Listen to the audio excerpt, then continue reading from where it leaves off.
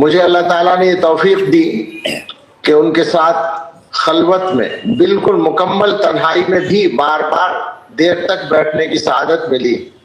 اور چند لوگوں کے ساتھ، خواص کے ساتھ، ایک دو حضرات کے ساتھ بھی بار بار بیٹھنے کی سعادت ملی۔ ہم نے ان کے اعمال کو یا ان کی باتوں کو یا ان کی سوچ کو جلوت و خلوت میں ایک جیسا پایا کہ آپ ان کی شخصیت کی کلید اس واقعے سے پا سکتے ہیں کہ وہی ایک زمانہ چل رہا تھا تکلیفوں کا، فتنے کا، شاید 2-3 سال گزر چکے تھے۔ مکہ مکرمہ میں ایک دن میں نے عرض کیا کہ مجھے وقت چاہیے، تو مغرب کے بعد حکم فرمایا، میں حاضر ہوا، اور کوئی اور نہیں تھا اس وقت میں، غالباً ایک خادم شاید ہوں گے جو پیچھے کے حصے میں بیٹھے تھے، یا کوئی نہیں تھا۔ اس وقت میں بات چل رہی تھی انہی حالات پر، اور میں اپنی جیسی کہہ رہا تھا اور تشویش میں مبتلا تھا۔ تشویش یا فکر تو حضرت کو بھی تھی، بوجھ تھا ان کے دماغ پر اس کا۔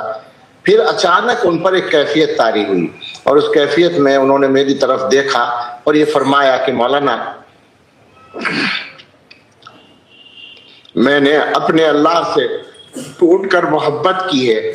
اور اس محبت کو ساری دنیا میں عام کیا ہے، مجھے یقین ہے کہ اللہ تعالیٰ اسے ضائع نہیں کرے گا۔ یہ الفاظ سننے کے بعد